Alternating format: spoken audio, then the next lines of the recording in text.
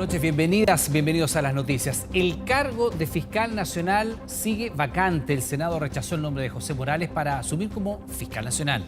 Todo en una tensa jornada donde hasta el último minuto estuvo en duda el resultado y con una definición, fallo fotográfico. Kevin Felgueras nos cuenta desde el Congreso lo que ha sido esta infartante jornada. Kevin, buenas noches. ¿Cómo estás, Connie? ¿Cómo están, Iván? Muy buenas noches. Una jornada, claro, de infarto la que se vivió acá en el Senado. Cámara Alta que se tenía que pronunciar con respecto al nombramiento de José Morales como fiscal nacional. Luego de haber pasado por una quina, fue nombrado por el presidente de la República como el candidato sobre el que tenía que pronunciarse el Senado. Se requería de 33 votos y se tuvo finalmente solo 31, con abstenciones clave de parlamentarios de gobierno y ausencias también de parte del bloque oficialista.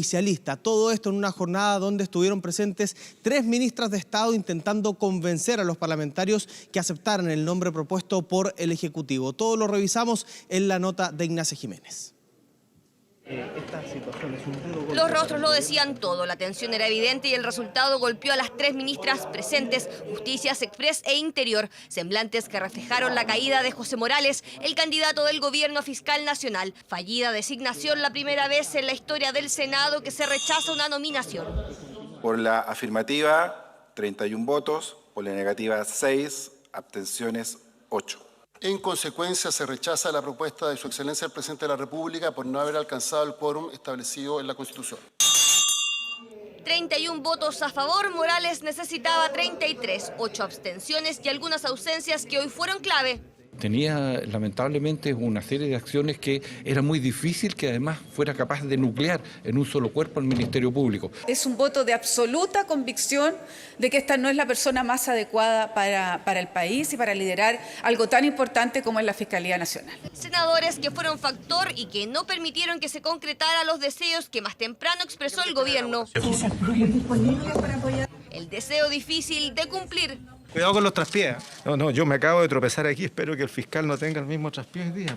Las conversaciones en la sala no permitieron al Ejecutivo dar vuelta al resultado y el cálculo simplemente no se dio. Yo, libre, consciente y sin ambigüedades, votaré en contra, presidente. Él no tiene el liderazgo para encabezar esta gran lucha contra la delincuencia. A mí los antecedentes que me hacen votar en contra, que anuncio mi voto en contra, son las causas de SQM. Creo que vale la pena generar la atención en el Ministerio Público, generar la atención en el gobierno. Faltó diálogo, advirtieron algunos senadores, convencimiento aseguraron otros legisladores. Una, la responsable de la derrota a juicio de la oposición, que salvo algunas excepciones, respaldó a José Morales como fiscal nacional. Frente a esta derrota del gobierno, lo que corresponde es que la ministra de Justicia debiese renunciar. No es una derrota del presidente ni de la ministra, a mi juicio, ella hizo muy bien su trabajo. Creo que no hubo argumentos en serio en contra de la nominación. Esto es un fracaso del gobierno y creo que la ministra Ríos debe pensar seriamente, dar un paso al costado. No debió haber sido algo solamente sectorial por justicia, sino que el equipo político debió haberse involucrado desde un primer minuto. Un debate que tensionó al oficialismo, lo que se graficó en la mismísima sala del Senado. Señor como Fidel Espinosa, acá que suele, hable bien tranquilo ahí, señor. Por favor, Espinosa, los diálogos no están permitidos aquí. Dicen ser la nueva forma de gobernar y él acusa, ¿no es cierto?, acciones de otros, pero yo le pasé a decir justamente que el escandaloso lobby que estaban haciendo sus propias ministras dentro de la sala tampoco era una buena forma. En la sala también se hizo evidente la ausencia de algunos parlamentarios, los que están fuera de Chile y en donde habrían estado los votos decisivos que le faltaron a Morales. Votación que siguió atento el presidente de la República en La Moneda, que desde Valparaíso recibía el reporte de las ministras de su gabinete. Lo que queremos plantear es que este ha sido un trabajo colaborativo de gobierno. Acá estamos las ministras para ejecutar una decisión del presidente Gabriel Boric. Ninguna campaña sucia. Lo que hubo es un gobierno que planteó sus puntos de vista y los planteó con la misma transparencia que estamos presentándolos aquí. Ha operado la democracia, las instituciones de la democracia y por supuesto nos sometemos a ella. La Moneda de forma inédita no logró imponer su candidato y ahora será la Corte Suprema la que deberá reemplazar el nombre de José Morales para que el gobierno designe una nueva carta. Tiene 10 días para completar la quina, que es plazo que se puede extender a 15 días si fuera necesario abrir un nuevo concurso. Eso lo tendrá que valorar la Corte. Durante el mes de diciembre, el Senado podría estar votando nuevamente a un candidato a fiscal nacional, pero ahora los plazos dependen de los otros poderes del Estado. Votación donde el Ejecutivo tendrá que buscar una nueva carta, una que esta vez sí convenza para evitar una nueva derrota. Lo decía Ignacia Jiménez en la nota, inédito traspié que vive el gobierno de Gabriel Boric. ¿Qué debe pasar ahora para tener a un jefe dentro del Ministerio Público, a la cabeza de esa institución? Van a pasar entre 10 a 15 días para que la Corte Suprema pueda completar la quina de candidatos sobre las cuales el presidente de la República, Gabriel Boric, tendrá un plazo de 5 días para pronunciarse y elegir a un nuevo candidato. Luego de eso se tendrá 5 días más para que el Senado de la República nuevamente se pronuncie. Y este procedimiento se va a repetir las veces que sea necesario, Connie, Iván, hasta que tengamos un nuevo fiscal nacional. Claro que sí, Kevin. De momento sigue vacante el cargo de fiscal nacional. Que tengas buenas noches. Muchas gracias. Buenas noches. Buenas noches. Y vamos Río Silala, Fallo de la Haya. Pocas horas faltan para que la Corte Internacional de Justicia en La Haya dé a conocer el fallo por el caso Silala, el conflicto que enfrenta a Chile y Bolivia. Claro, ya estamos en el Palacio de la Paz. Tomamos contacto de inmediato con Valentina Reyes, que nos cuenta cómo está el ambiente en la previa. Valentina, ¿cómo te va? ¿Qué tal? Buenas noches. Hola, ¿cómo están? Muy buenas noches. Estamos a solo horas de conocer la sentencia de la Corte Internacional de Justicia frente al caso del río Silala. Aquí ya se encuentra la delegación chilena liderada por la subsecretaria Jimena Fuentes.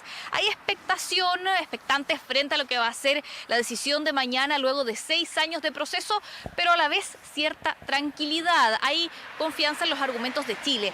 Vamos a revisar lo que nos dijo aquí en La Haya la subsecretaria Jimena Fuentes. Hay una razonable confianza dado lo que ya está en el juicio. Para nosotros fue bien satisfactorio que Bolivia reconociera que el río Silala es un curso de agua internacional que está regido por el derecho internacional y que conforme a esa regla ambos ribereños tienen derecho a un uso equitativo y razonable. El agua tiene usos que han traído mucho beneficio para la población. Particularmente para Antofagasta. Esta agua hasta el día de hoy se usa también en los campamentos mineros para agua de consumo humano. Pero, ¿cuáles son los escenarios que hay mañana sobre la mesa? ¿Qué es lo que podría pasar? ¿Cuáles son las diferentes posibilidades que hay frente a lo que decida la Corte? Agustina Álvarez preparó un completo informe que los invitamos a revisar. Tener certeza jurídica. Ese es el objetivo central, tener certeza jurídica. Las razones que han llevado a Bolivia a insistir en algunas de sus posiciones es difícil de saber. Dos países, dos posturas que esperan un fallo definitivo. Chile versus Bolivia. Esperada sentencia de la Corte Internacional de Justicia que le dará punto final al caso Silala. 6 años de litigio que en La Haya finalizarán en solo horas. Uno nunca sabe finalmente cómo resuelve la Corte, pero estamos tranquilos con el resultado. 11 de la mañana en Chile, 3 de la tarde en Países Bajos, la hora pactada para la lectura de un fallo, el desenlace del caso Silala. Río, cuyo curso de agua es internacional para nuestro país, pero que para Bolivia fue desviado artificialmente a comienzos del siglo XX. Nos roban agua y nos demandan. ¿Qué clase de vecino podía ser? En junio de 2016, Chile demandó en el máximo tribunal de justicia. En 2017 entregó su memoria y este año comenzaron los alegatos. Nuestro país tiene derecho al uso razonable y equitativo de esas aguas, argumentó la Defensa Nacional. La incerteza jurídica que Evo Morales estaba creando, la situación de ambigüedad que trataba de crear, requería, ¿no es cierto?, que fuera resuelto de una vez por todas por la Corte Internacional. La respuesta de Bolivia a la demanda de Chile, ya las cosas han ido variando. Podemos observar un allanamiento por parte de Bolivia a lo que ha planteado Chile. Este jueves la Corte Internacional tomará la palabra y anunciará su dictamen. Trascendentales para Chile que el máximo tribunal entregue certezas jurídicas respecto de la naturaleza del curso del agua del Silala y el uso que el país hace de ella.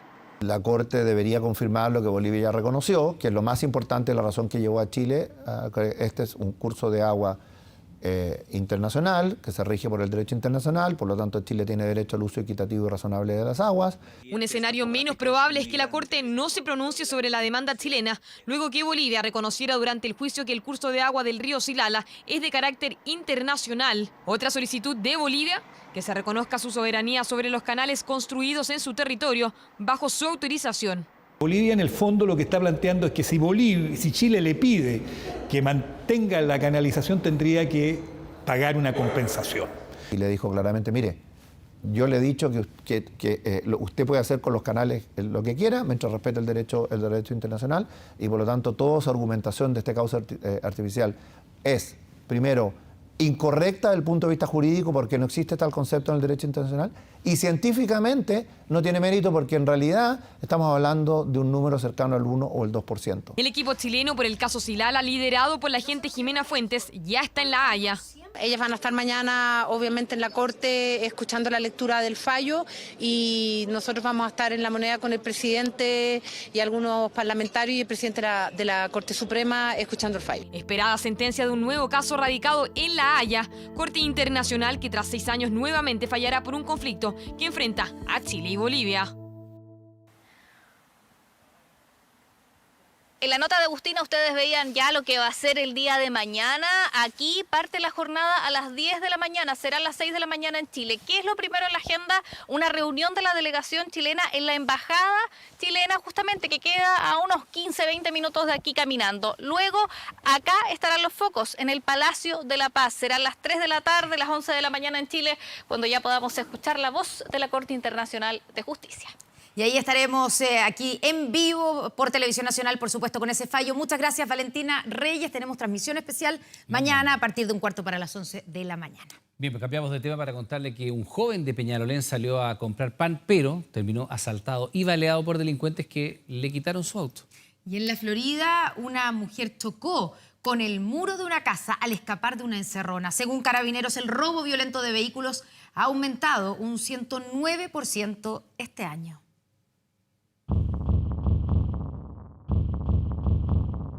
Marcha en reversa, una maniobra de este conductor, todo para evitar una encerrona. Pero el impacto lo frenó de golpe y de pronto se vio rodeado. Los delincuentes lo bajaron del auto y lograron su objetivo. Salí a comprar pan. Cuando venía de vuelta ya entre dos autos le hicieron ¿cuánto se? Una encerrona. Lo golpearon mientras otros asaltantes se sentaban en su puesto para llevarse su auto. Andaban con armas que decidieron usar. Le tiraron al suelo y le dispararon en la pierna. Y estaba baleado. Le habían pegado un cachazo en la cabeza con la cabeza rota y la rodilla baleado. Entonces el cabro caminó de ahí hasta ahí se cayó. Fueron los vecinos de calle Quebrada de Vítor, en Peñalolén, quienes ayudaron al conductor de 27 años. Los delincuentes arrancaron a gran velocidad en el auto robado, aunque su escape no les duró mucho tiempo. Sustrayendo así su vehículo particular, el cual fue hallado a no más de 500 metros del lugar, ya que mantenía dispositivo cortacorriente. La mayoría de los autos queda afuera, el tu nieto queda aquí, pero nunca había pasado mayormente esto. Al joven lo trasladaron a un hospital cercano y aún se recupera del disparo. De detenidos, nada se sabe. Pero sigamos. Si este conductor no logró esquivar a los delincuentes, la suerte fue distinta para la protagonista de la siguiente historia. Viraje repentino a alta velocidad que termina con el impacto contra el muro de una casa de la Florida. Se trató de una mujer que, según su testimonio, huía de delincuentes que intentaron robar su vehículo. Pues llegó la niña para acá porque la trajo y nos comentó que le habían intentado hacer un portonazo. Entonces ella por el susto arrancó para allá. La conductora iba a buscar a su hermana a un almacén, pero de pronto comenzaron a seguirla. Está súper mal, pero ya un poco más tranquila. Por suerte logró arrancar y también por suerte no nos pasó nada acá en la casa. Maniobra arriesgada y todo por evitar el portonazo, algo que por cierto logró. Según datos de Carabineros, hay más de 11.000 casos de robo violento de vehículos en lo que va del año, un aumento de un 109% comparado al 2021. Solo en la región metropolitana hay más de 9.000 denuncias, un incremento de un 102%. Pero el robo de autos no solo ocurre en portonazos o encerronas, también estacionados. A Miguel Ángel le sustrajeron su auto el año pasado y aún no parece. Se compró otro vehículo, pero decidió implementar su propio sistema de seguridad. Me reí de un vecino, ¿por qué? Porque lo amarraba con cadena. Bueno, dije al final, tengo que hacer algo. Con candados, cadenas y una carpa protege su vehículo de los robos. Cada vez que lo estaciona fuera de su casa, en un sector del barrio Mate, en la comuna de Santiago, arma todo el equipo. Si ellos tratan de levantar ahí, va a sonar algo, suena la cadena un poquitito y como yo estoy con la oreja parada, o sea, yo duermo así, con un ojo cerrado y el otro abierto. Uno no puede dejar su vehículo afuera porque uno se descuida un minuto y se lo roban, le roban todo, lo desmantelan. Incluso dicen que deben pagarle un guardia para vigilar la cuadra desde una caseta municipal. Autos amarrados en árboles o rejas, todas medidas tomadas por vecinos que buscan un poco más de seguridad en sus barrios. Ya volvemos con 24 horas Central. Estamos de vuelta en las noticias. Desde hoy hay un nuevo monumento a un expresidente frente al Palacio de la Moneda. ¿Cuáles existen hasta ahora? Mire, partamos por aquí en la Plaza de la Ciudadanía, donde está la estatua del expresidente Arturo Alessandri Palma. Si seguimos avanzando hacia la Plaza de la Constitución, tenemos aquí al presidente Pedro Aguirre Cerda. Más hacia Agustinas nos encontramos con la estatua del presidente Eduardo Frei Montalva. Al lado de él, pero justo como en la mitad, frente al Palacio de Gobierno, está el único monumento del que no fue presidente, Diego Portales. Al lado de él, hacia la calle Morandé, se encuentra la estatua de Jorge Alessandri. Y siguiendo hacia la Moneda está aquí la estatua de homenaje a Salvador Allende. Bueno, el nuevo monumento inaugurado hoy se encuentra aquí. Exactamente, ahí está, en la Plaza de la Ciudadanía, y es en honor al presidente de la transición, Patricio Aylwin. La estatua se dio a conocer en un acto republicano marcado por diversos gestos del presidente Boric, quien además realizó una autocrítica, un mea culpa por los cuestionamientos que hace un tiempo él y su sector formularon a la transición chilena y al propio presidente Aylwin. La ceremonia contó con la presencia de los exmandatarios Ricardo Lagos y Sebastián Piñera. Restablecer un clima de respeto y de confianza en la convivencia entre los chilenos, sean civiles o militares. Sí, señores, sí, compatriotas, civiles o militares, Chile es uno solo.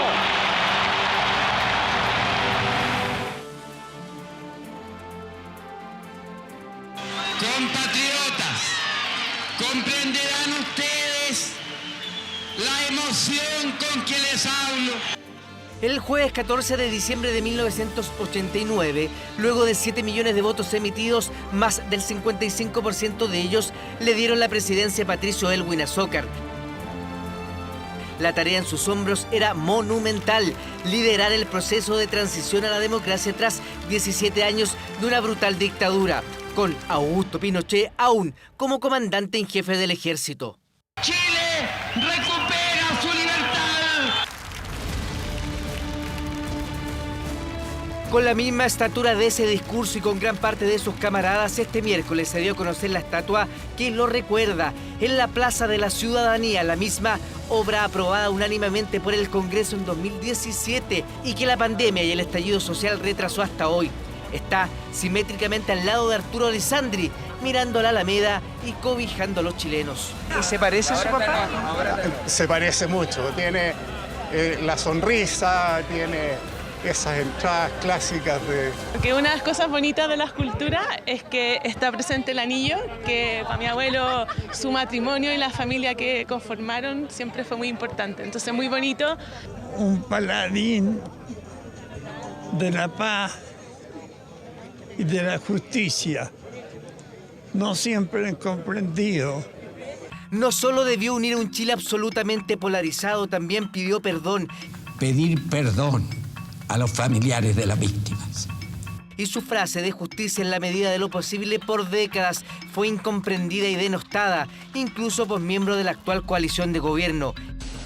Queremos verdad, justicia en la medida de lo posible. Y decimos que fue porque hoy el presidente Gabriel Boric reivindicó su frase. Mi padre siempre me criticaba y peleábamos porque nosotros, nuestra generación, ha levantado una visión crítica de la transición. Y mi padre me decía, es que ustedes no vivieron esa época. Ustedes no saben lo que significaba tener a Pinochet como comandante en jefe del ejército.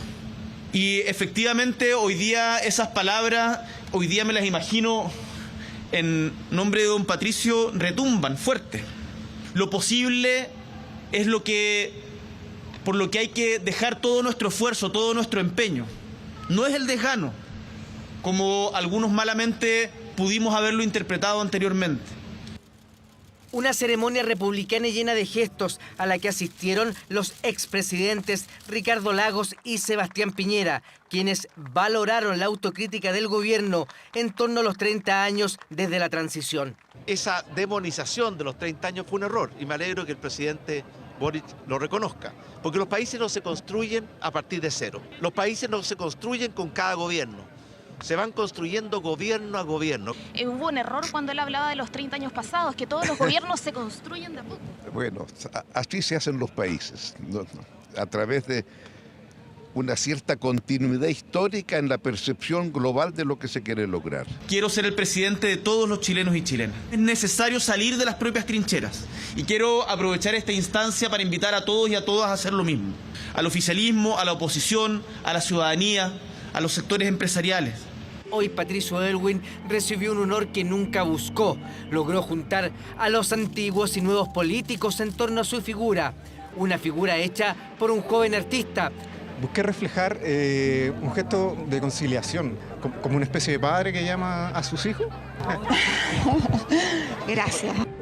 Figura que también fue apreciada por el chofer y fotógrafo, de quienes en la intimidad llamaban Don Pato. Yo lo seguí viendo los 20 años más acá en Comparcidos hasta que se fue. Yo siempre sentí que la gente lo quería, tenía un personaje de otra categoría. No solo llegaron sus 2 hermanos, también parte de sus 5 hijos, 17 nietos y más de 20 bisnietos. Yo creo que para mi padre habría sido absolutamente inesperado. Para que todos los chilenos lo recordemos siempre, lo que él hizo por el pueblo de Chile. ¿Y ella es su bisnieta? Ella es su bisnieta, sí. ¿No le vaya a contar quién era su bisabuelo? Por supuesto, por eso está aquí. A 6 años de su muerte, el presidente de la transición, el que enfrentó a Pinochet con astucia y sabiduría, recibió su homenaje.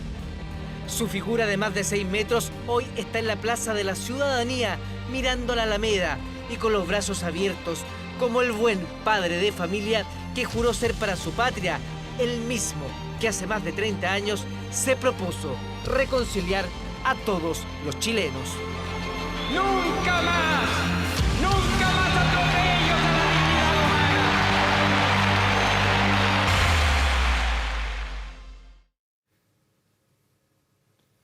A ver, ¿qué te pasaría si entrando aquí al estudio yo te trato de concha de su madre?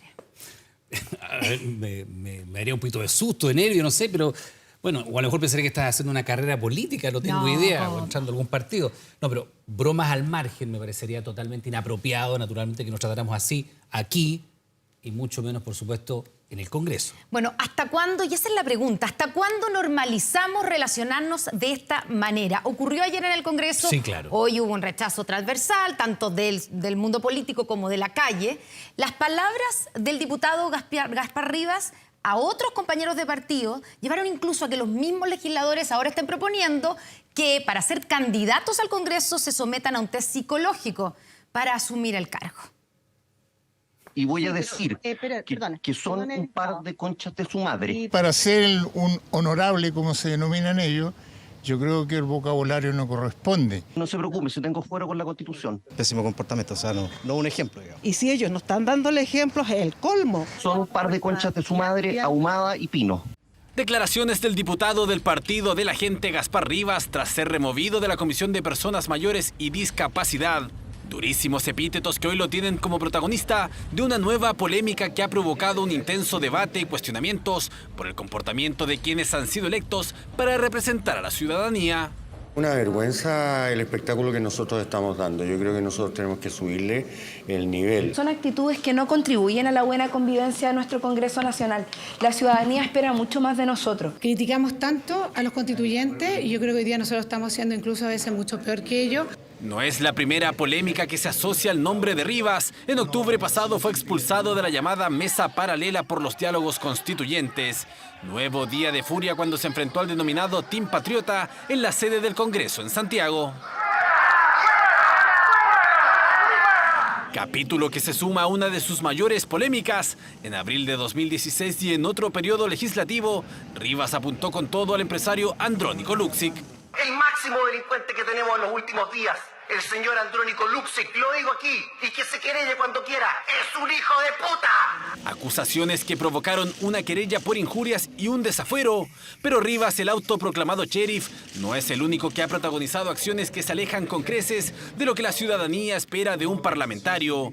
En este controvertido periodo legislativo, a fines de agosto, Gonzalo de la Carrera terminó una discusión golpeando al vicepresidente de la Cámara de Diputados. Y esto va finalmente transformándose en una vorágine que puede terminar en un hecho mucho más grave de los que hemos vivido. Penoso, pero yo creo que no es el nivel más bajo. Este tipo de actuaciones debilitan al Congreso, debilitan la institucionalidad pública y democrática en Chile. El fenómeno no es solo nacional. En distintos países de Latinoamérica, los estudios de opinión desde hace algunos años ubican a la clase política en la parte baja de las encuestas en el ítem confianza. Hay un fuerte castigo por parte de los ciudadanos a las prácticas, a la manera en que los parlamentarios desarrollan su trabajo, y eso se ha visto reflejado en la caída en el apoyo a la institución del Parlamento y al trabajo de los parlamentarios. No se preocupe, si tengo fuero con la Constitución, y voy a decir que son un par de conchas de su madre. Muchos no están a la altura. Los honorarios que se los reduzcan, esa sanción que más les duele deberían tener. Hay que tomar sanciones, inclusive yo llegaría a la dieta completa. La mayor sanción que hoy contempla el reglamento es multar con el 15% de la dieta a los parlamentarios. Por eso hoy la Comisión de Ética busca hacer cambios al reglamento.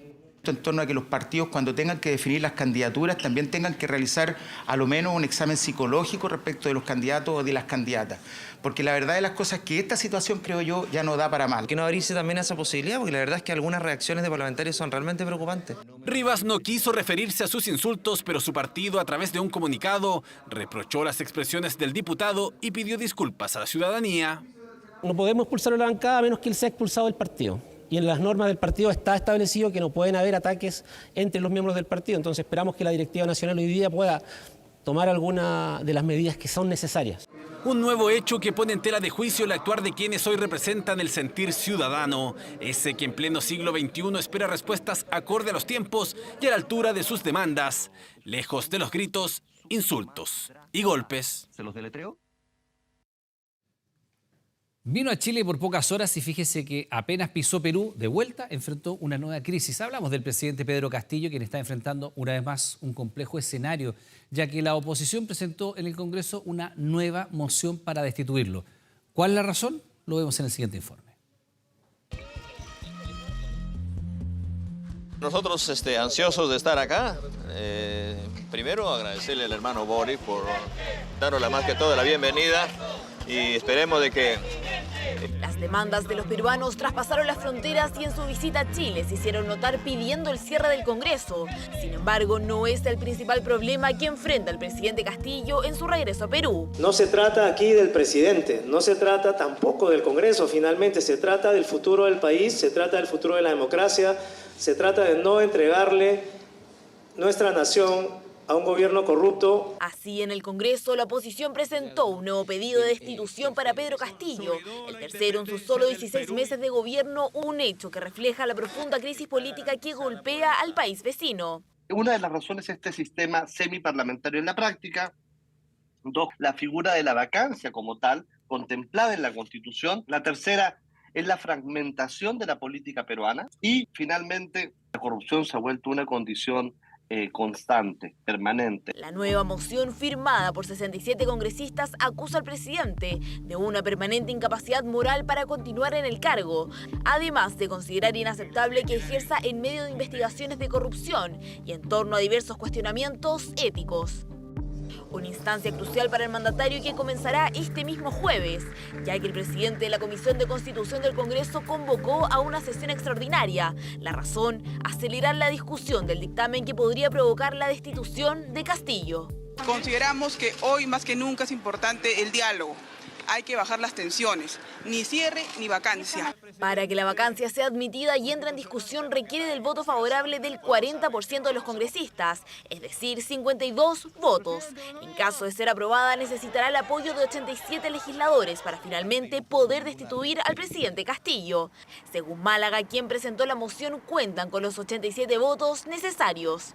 Según datos de la encuesta IEP de noviembre, el 87% cree que deben convocarse a nuevas elecciones si el Congreso inhabilita a Pedro Castillo, y solo el 8% quiere que el actual legislativo se mantenga hasta 2026. Esa ha sido una gestión en la que se ha visto de manera enfrentada cotidianamente con el legislativo, y ha sido una gestión en la que pareciera ser que mantiene una agenda enfocada básicamente en contener el ruido mediático.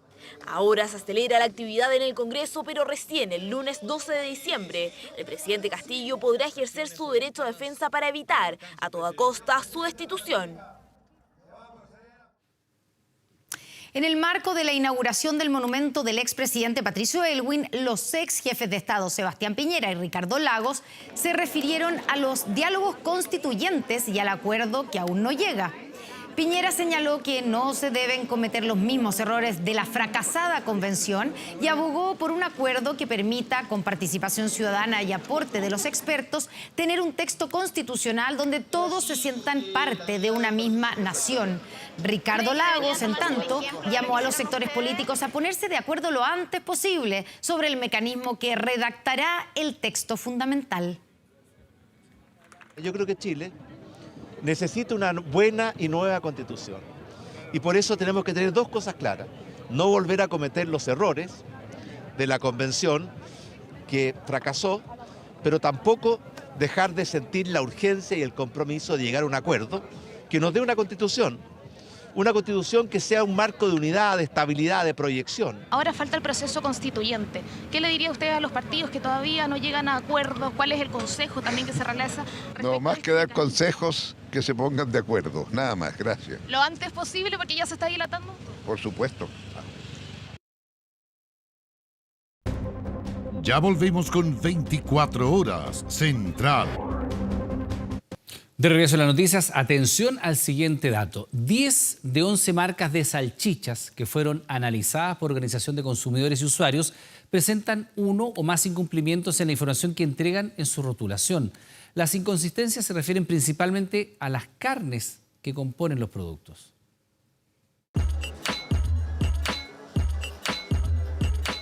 Son una de las comidas favoritas entre los chilenos. Hablamos de los completos, que incluso tienen hasta un día conmemorativo. Un regalón de la mesa chilena que por estos días se enfrenta a una complicación en uno de sus ingredientes principales, la salchicha.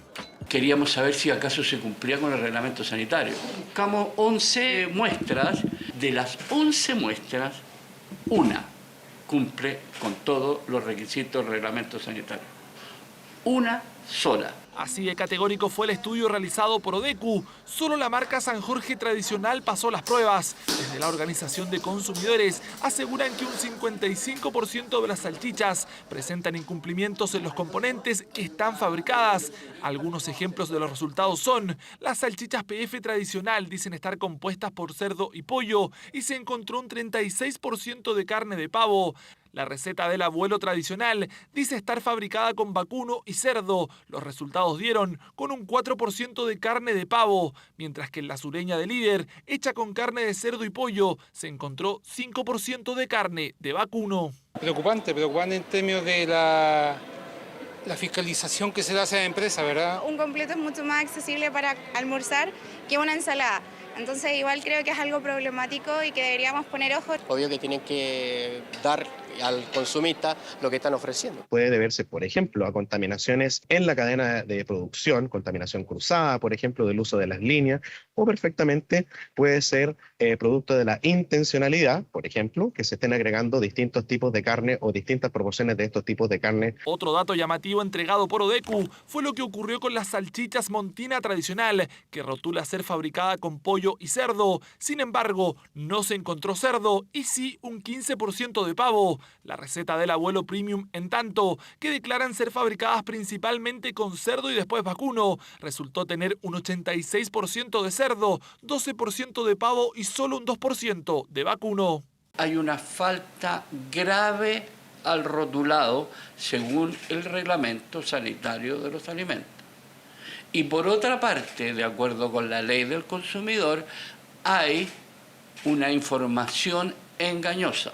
Pero, ¿qué efectos tiene esto del punto de vista nutricional? Los distintos tipos de proteína animal que uno agregue, por ejemplo, a un embutido como la salchicha, también tiene implicancias, por ejemplo, en el porcentaje de grasa y de grasa saturada que estos van a tener, en donde evidentemente el cerdo tiene mucha más porcentaje de grasa que el vacuno, y que el pollo y que el pavo. Información sobre las salchichas que los vendedores de completos agradecen. Aseguran que es fundamental este ingrediente y que la calidad hace la diferencia. Se busca la calidad por la vienesa, correcto, para el completo, el italiano. Siempre busca la gente, el cliente busca la calidad. Por eso llega mucha gente al rápido buscando el completo, el italiano, que es por la característica de la vienesa que tiene. Datos que no distinguen ni los cortes ni los componentes de las carnes para salchicha. Una problemática para la industria que tras ser consultados por 24 horas no quisieron referirse al estudio. Mientras tanto, desde las organizaciones de consumidores no descartan iniciar acciones legales. Ponga atención a esta historia. Una mujer boliviana pasó 6 meses en la cárcel de Alto Hospicio acusada de narcotráfico y fue liberada luego que los análisis demostraran que la sustancia que portaba no era droga. Pese a ser declarada inocente, recién 6 años después, la justicia la sobreselló definitivamente. Para mí en ese momento, yo cuando salgo de la cárcel, yo salí, lo primero que hice fue arrodillarme y dar gracias por esta nueva oportunidad. Y ahí entendí que mi lucha no iba a ser fácil, pero tampoco imposible. Pasaron 6 años para que Nardi Rivera pudiera sentirse nuevamente libre. Su drama comenzó la madrugada del 5 de marzo de 2016. Volvía a Chile en bus desde Bolivia, su país, cuando fue sometida a un control en el paso fronterizo Rioloa, en la región de Tarapacá. Y de mi maleta hacen unas pruebas a unas cremas de queratina a la cual yo transportaba. Me dijeron personal de la PDI que lo que yo traía era clorhidrato de cocaína. La prueba de campo arrojó que los 3 kilos de queratina, producto para el cabello, eran clorhidrato de cocaína. Fue formalizada por tráfico de drogas y quedó en prisión preventiva en la cárcel de Alto Hospicio. Todo es malo. Me pegaron, hubieron peleas, uno ahí sobrevive. La soledad que te va dando la cárcel a diario es duro y muy fuerte. Una pesadilla también para sus seres queridos. A los 3 días de ser detenida, la familia de Nardi denunció la desaparición de ella en Bolivia.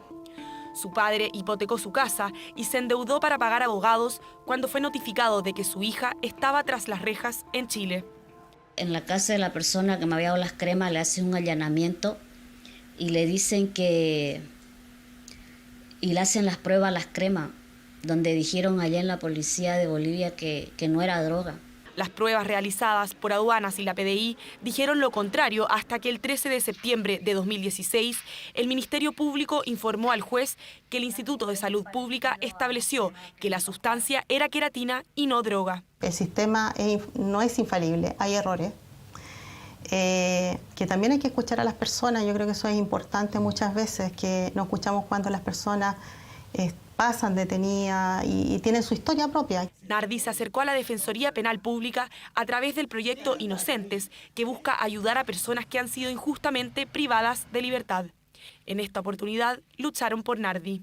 Y en algún modo lo que tratamos de hacer a través de la Defensoría Penal Pública es dar una reparación a todo el tiempo que estuvo injustamente privada de libertad y ella realmente terminar una etapa.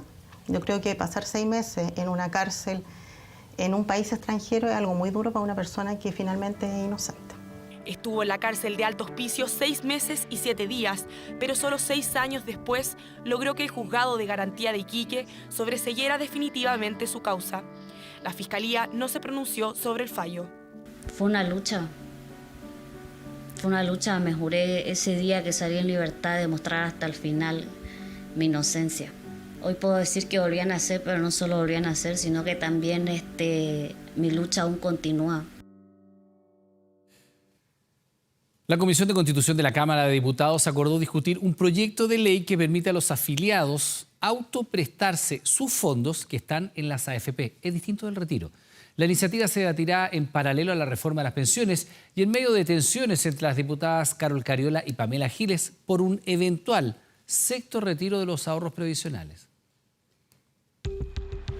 ¿Se imagina poder solicitar un crédito sin interés y en cómodas cuotas mensuales en un periodo con tasas históricamente altas? Eso es lo que busca un grupo de diputados con una reforma constitucional que permitiría realizar autopréstamos desde los fondos que están en las AFP. Un cotizante, por ejemplo, tendría la posibilidad de solicitar el 15% de los fondos y posteriormente restituirlo hasta en 60 cuotas. Quienes tengan menos de 1 millón de pesos en sus cuentas podrán sacar la totalidad y quienes tengan saldos menores a 10 millones como máximo podrían retirar 1 millón de pesos. Que queremos llegar con ayudas directas a la ciudadanía, ayudas que lleguen directamente al bolsillo, sabiendo que el costo de vida está más caro, sabiendo que el impuesto al combustible y que los combustibles están caros. Vamos a iniciar su tramitación y vamos a avanzar porque si avanza de manera paralela y de manera anticipada podría llegar a ser ley de la República de manera anticipada, ¿cierto?, respecto del avance de la reforma previsional. Y esa es la principal motivación para legislar sobre la materia. La reforma a las pensiones del gobierno contempla la posibilidad de realizar autopréstamos, pero los plazos de discusión se presume que serán mucho mayores. Nos parece que el mecanismo más idóneo es la reforma legal como parte de una iniciativa más amplia de reforma del sistema de pensiones, pero por supuesto tendremos la oportunidad de conversar con ellos para acercar posiciones. Proyectos que corren en paralelo, pero que son distintos. El autopréstamo del gobierno establece como tope el 5% de los ahorros hasta 1 millón de pesos y para pagarlo propone cotizar un 2% adicional. La iniciativa además contempla límites de edad para hombres y mujeres. Esta idea tiene que ser muy bien trabajada y muy bien planteada por parte de los parlamentarios y esperamos que la discusión también se dé dentro de la idea de que los fondos previsionales tienen ese fin exclusivo. Proyecto que estará en tabla apenas el Congreso retome sus funciones tras la semana distrital, a diferencia del sexto retiro del 10% que no fue considerado a la espera de un informe en derecho solicitado a la Sala de la Cámara de Diputados. Esto tras un informe previo del secretario de la Comisión de Constitución que le bajó el pulgar a discutir nuevos retiros hasta abril del 2023, luego que el quinto fuera rechazado. La responsabilidad de no poner el sexto retiro en tabla la tiene usted, Carol Cariola, diputada comunista neoliberal, que defiende a las AFP y que se ha negado durante 9 meses a poner en tabla este proyecto.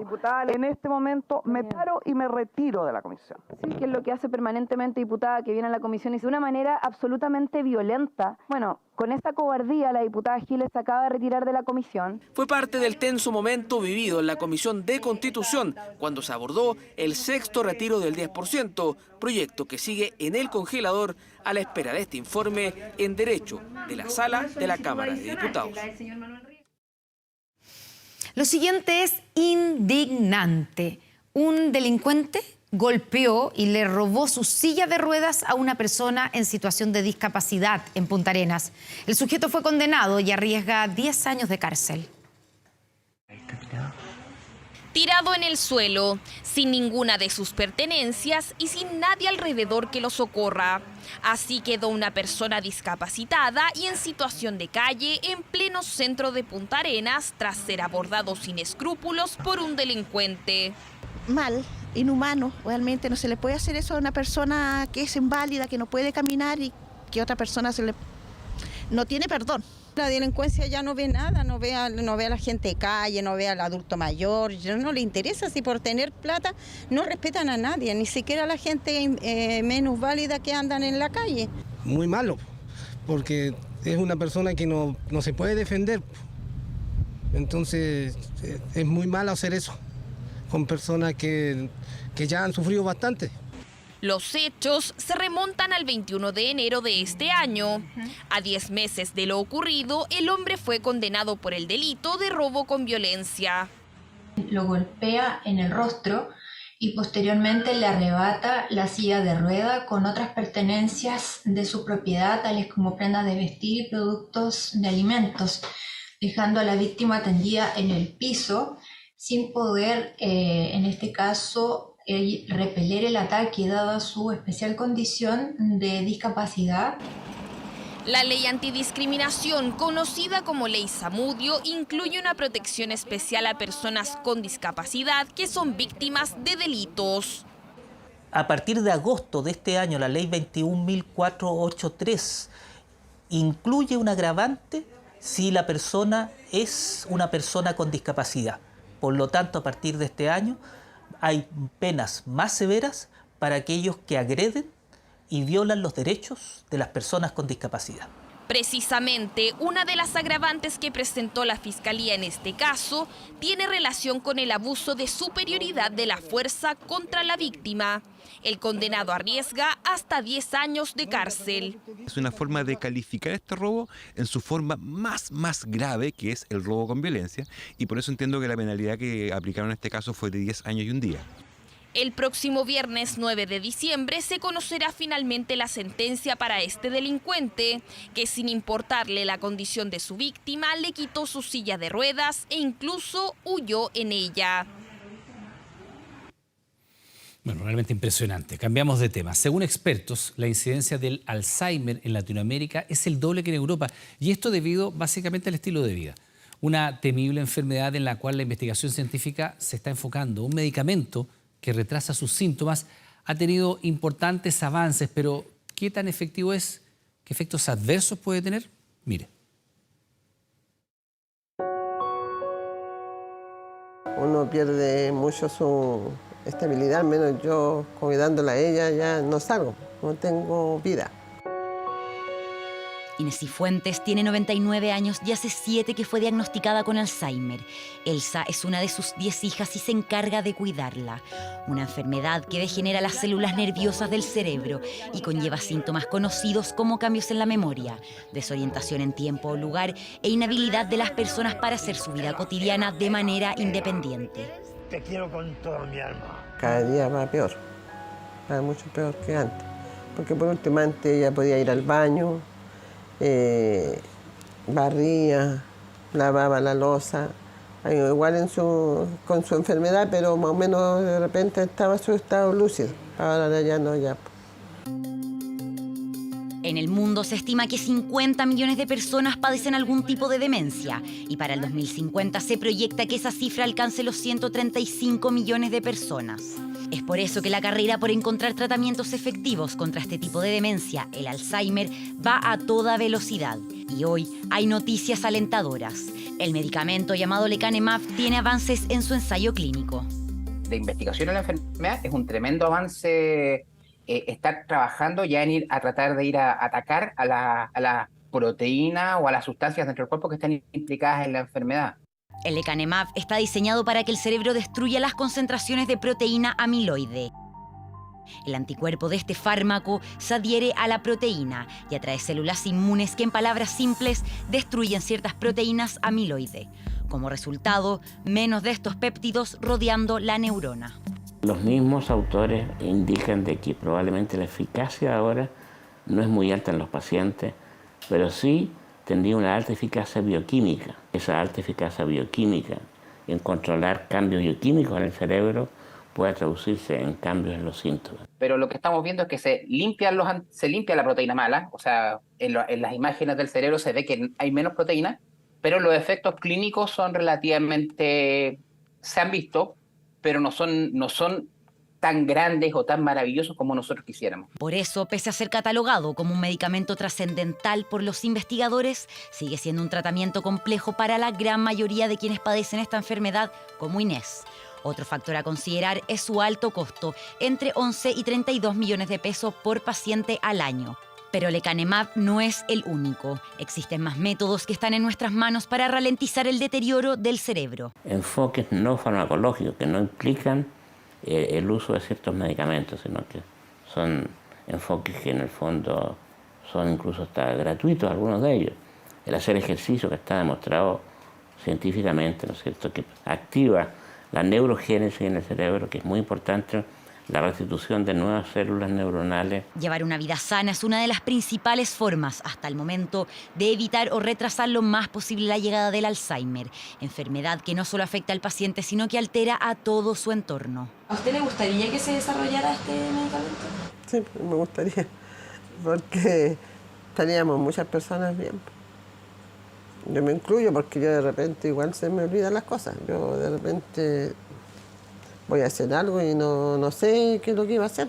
Los expertos aseguran que la mejora de los pacientes que han sido expuestos al medicamento es aún muy tímida. Al menos 4 años más deberían estar en investigación y experimentación para sacar conclusiones firmes. En caso de llegar a tener efectos realmente tangibles a nivel clínico, sería un descubrimiento tan potente como el que en 1906 tuvo quien detectó esta patología que hoy lleva su nombre, Alois Alzheimer.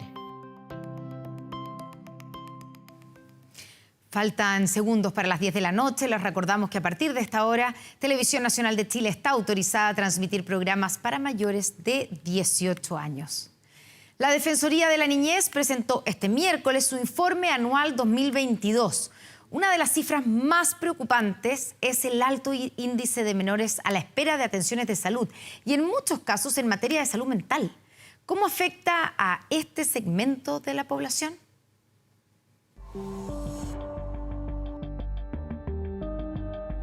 Hasta ahora no ha habido política pública que haya logrado terminar con las listas de espera en nuestro país, un problema que día a día priva miles de personas de acceder a atenciones de salud y del cual los niños, niñas y adolescentes también son víctimas. Así lo indica el informe anual 2022 de la Defensoría de la Niñez, con una cifra desalentadora.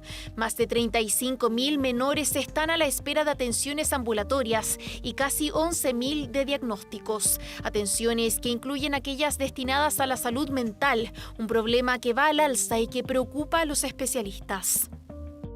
Estudios demuestran que se ha triplicado la demanda de atención en salud mental en niños. ¿Cuál es el problema de esto? En temas de salud mental, la importancia de hacer una intervención temprana es fundamental porque si no las patologías, sobre todo en niños, tienden a cronificarse.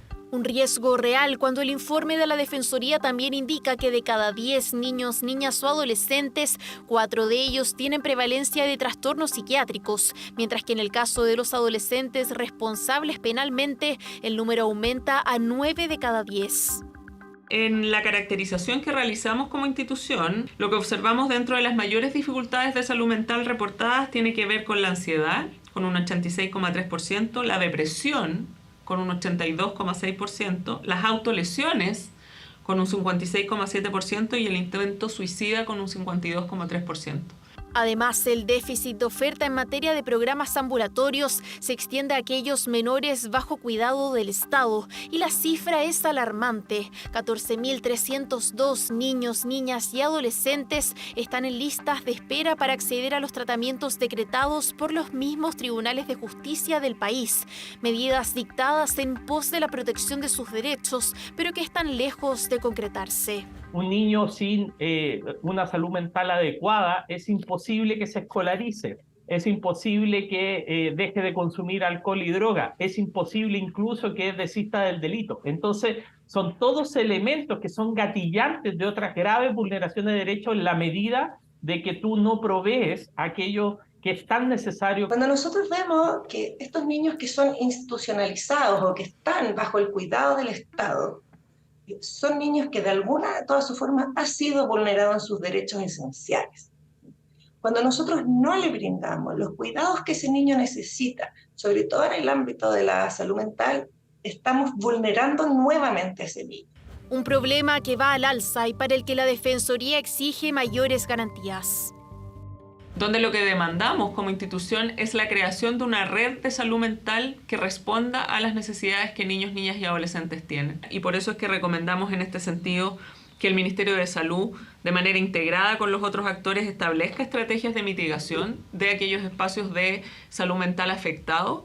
Acá caben, por ejemplo, los niños que están en situación de abuso sexual o que han estado en explotación sexual comercial infantil, en maltrato, en negligencia grave, etc. Por lo tanto, nos encontramos de que hay también listas de espera en esta puerta de entrada a lo que significa la reparación de estas graves vulneraciones de derechos.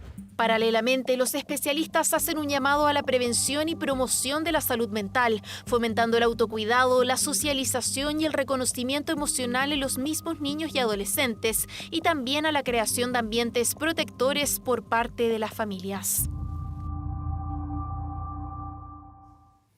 Mire, este video que estamos viendo acá muestra al presidente venezolano Nicolás Maduro y al fallecido mandatario Hugo Chávez como superhéroes. Una forma de propaganda del chavismo que, sin embargo, no gustó a la familia del propio Chávez. Presta atención.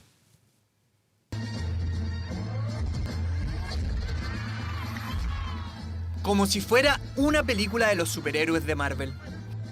Sin embargo, corresponde a un particular festejo animado realizado por las autoridades de la región venezolana de Carabobo para conmemorar el aniversario del primer año del Polideportivo Diego Armando Maradona de la ciudad de Puerto Cabello.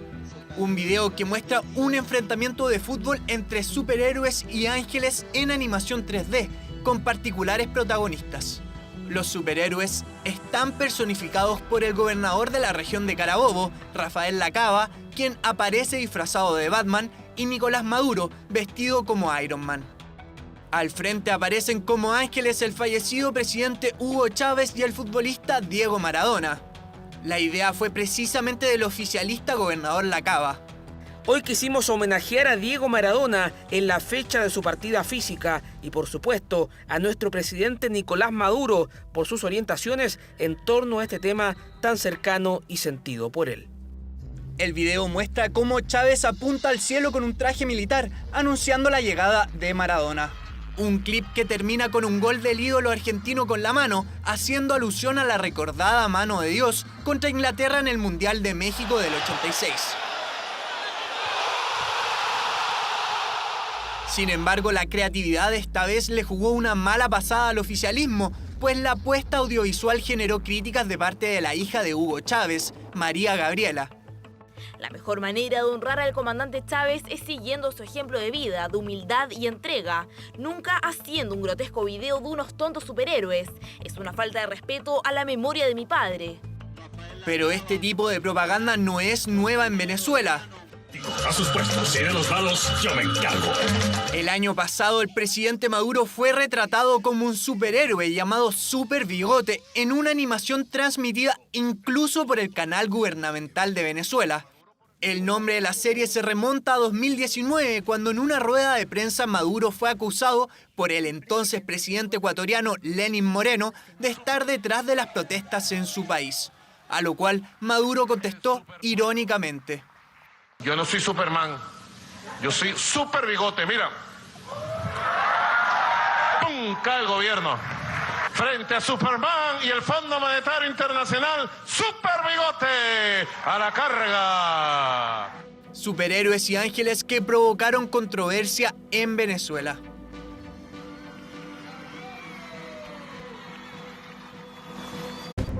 Ya volvemos con 24 Horas Central.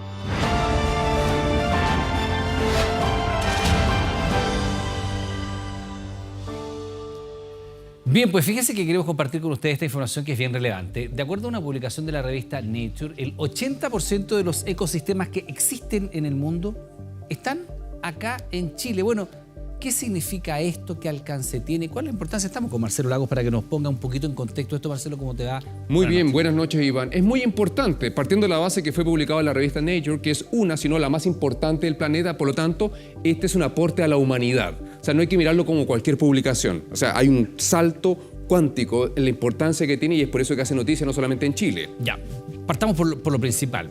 ¿Cómo se define qué es un ecosistema? ¿Cuántos ecosistemas hay? ¿De qué se trata? Por supuesto. Bueno, en simple, el ecosistema es donde seres vivos y no vivos, ciertamente, se localizan en una zona determinada y ocurren una serie de interacciones biológicas, físicas, químicas entre ellos. Que solo se da allí.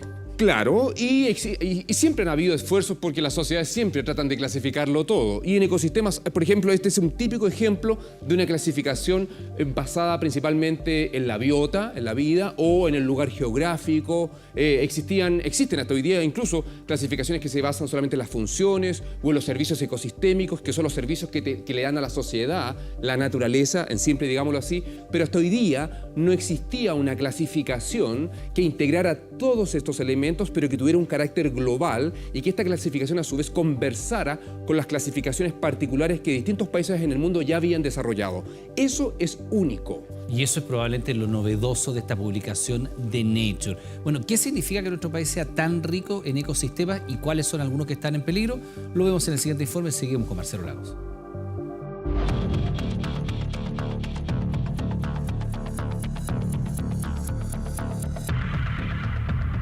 Poca agua y grandes espacios completamente secos. Este es el panorama en lo que queda del humedal O'Higgins, ubicado en la comuna de Quilicura.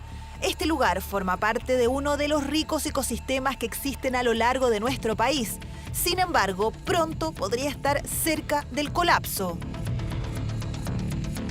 Un estudio publicado en la prestigiosa revista científica Nature y liderado por un académico de la Universidad Católica señaló que de los 110 ecosistemas que existen en el mundo, 88 se encuentran en Chile, la mayoría de ellos ligados al agua. De poder empezar ya a tener un lenguaje también relacionado al peligro o a la vulnerabilidad de ecosistemas específicos.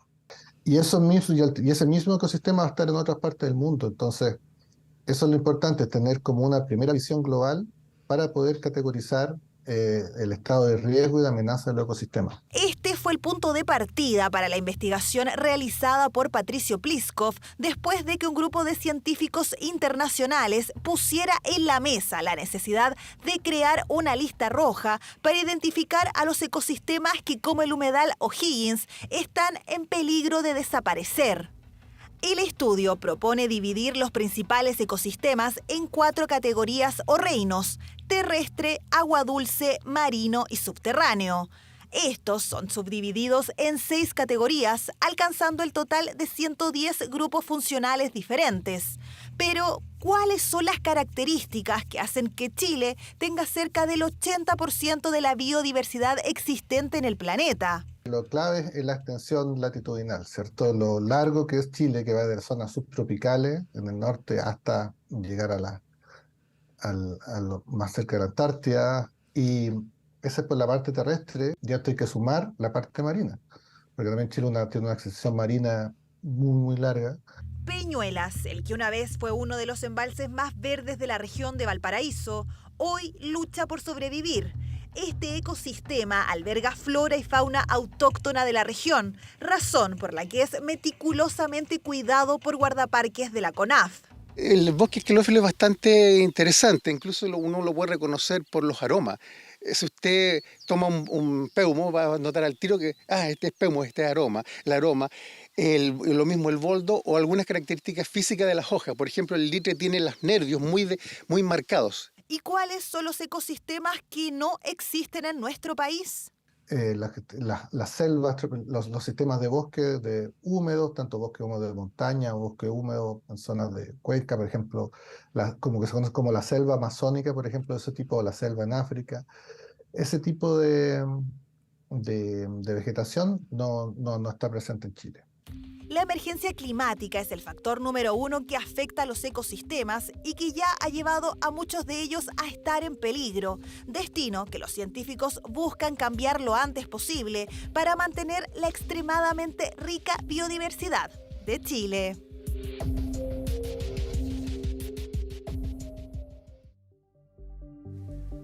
Tenemos, Marcelo, para compartir y para que nos expliques también la importancia, por supuesto, y lo vamos a poner acá, vamos a traerlo a nuestro estudio, lo que es uno de estos ecosistemas, el bosque esclerófilo. Y aquí nos quedamos, mira.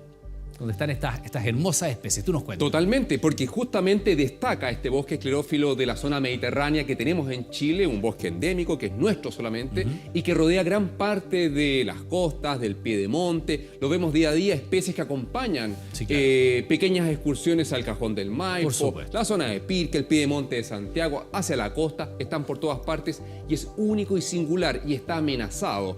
Todo esto se conecta con la publicación científica porque la Unión Internacional para la Conservación de la Naturaleza pide este estudio, pide la necesidad de tener una clasificación global para que todos, organizados en el cuidado de la biodiversidad, de la conservación de los ecosistemas, hablemos un lenguaje común. En este caso, Chile destaca por este tipo de ecosistemas, pero también otros. Como bien dijo la nota, el 80% de esta nueva clasificación se concentra ciertamente en nuestro país y eso evidentemente es un plus que tenemos que mirar con atención, pero también nos invita ciertamente a cuidar y avanzar en el cuidado de la casa común. Claro, como tú siempre dices, no solo preocuparse, sino que ocuparse. Tenemos esta diversidad, parte de ella está amenazada y por eso es tan importante saberlo. Como siempre, Marcelo, muchas gracias. Buenas noches, Iván. Buenas noches, Constanza. Seguimos.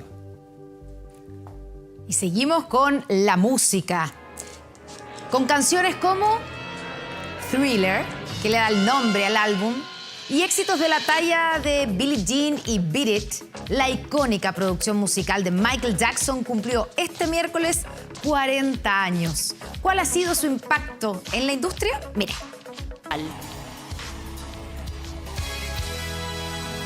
34 discos de platino,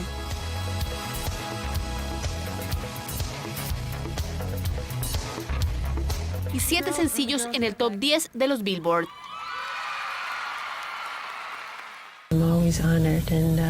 Siempre me he sentido muy honrado, es genial y me pone muy feliz que el público disfrute de lo que hago. Seguiré poniendo mi corazón en mi trabajo. Uno de los legados más importantes de Thriller fue que dinamitó la barrera racial que predominaba en la música y en los medios tradicionales.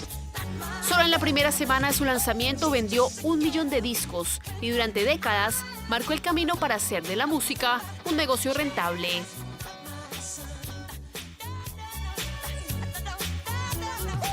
También por cómo revolucionó la promoción de la música con los videos. Recordemos que MTV estaba recién... Lanzado hace 40 años, se llevó 8 premios Grammy y convirtió a Michael Jackson en uno de los artistas más emblemáticos y versátiles de la industria.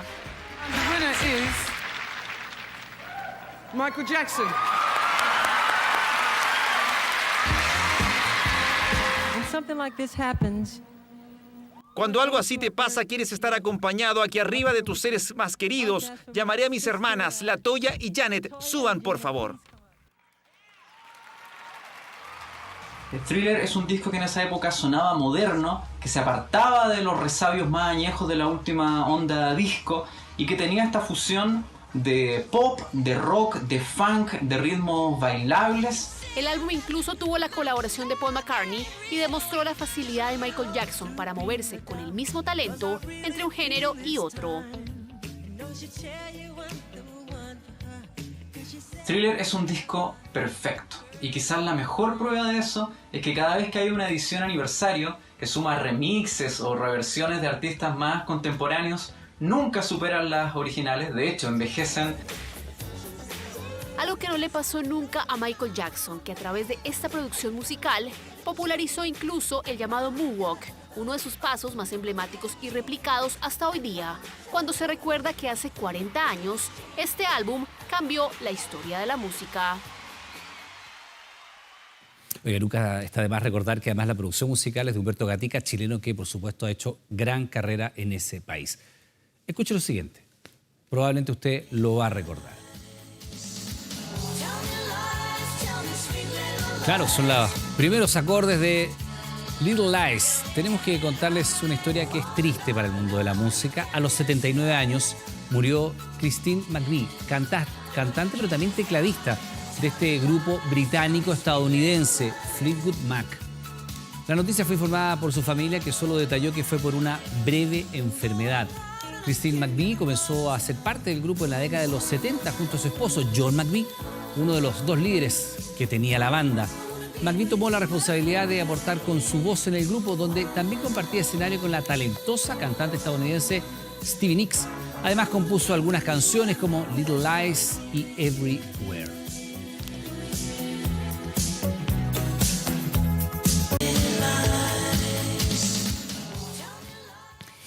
Y vamos ahora a un tema completamente distinto. Recibió golpes de puño y pies por parte de un grupo de hombres que lo esperaron al ingreso de su trabajo.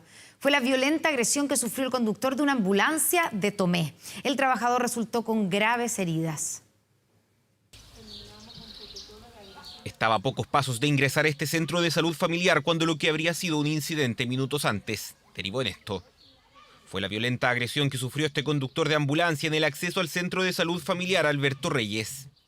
Estos dos individuos con los que se encontró en el camino lo estaban esperando para increparlo y ser agredido brutalmente. Y es que todo se habría desencadenado tras un incidente que se registró entre el conductor y el grupo de sujetos, momentos antes cuando el trabajador conducía desde el CESFAM al hospital de Tomé. Después del altercado, los agresores esperaron al chofer en el ingreso a la base para increparlo, lo que terminó en una violenta agresión. Estamos todos muy consternados, afectados los equipos también, porque la primera situación que vivimos, reportada por parte de los funcionarios. El trabajador resultó con lesiones que fueron catalogadas de carácter grave. Tras el episodio de violencia, la municipalidad de Tomé presentó una querella en contra de quienes resulten responsables.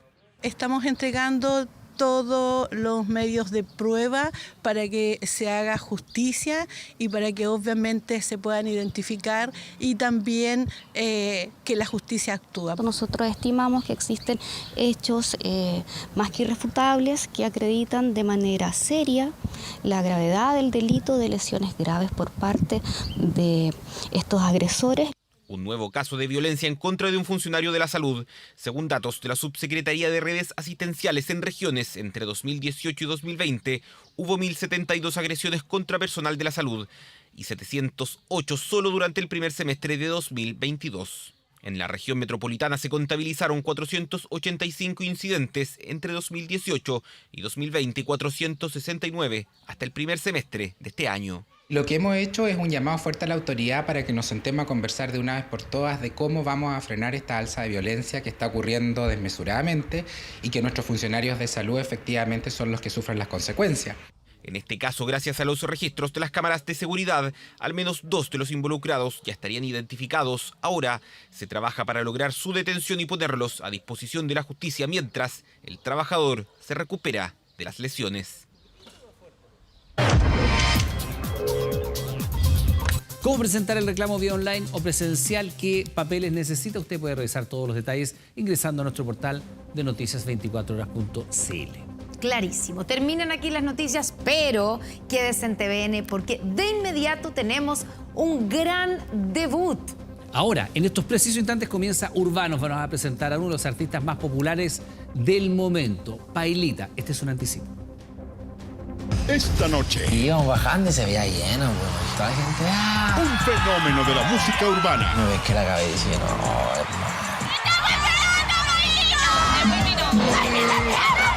Una fama explosiva. Todo el día que te lo unía Bad Bunny.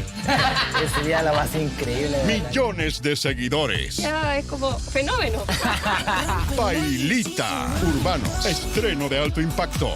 Hoy, después de 24 horas, central en TVN.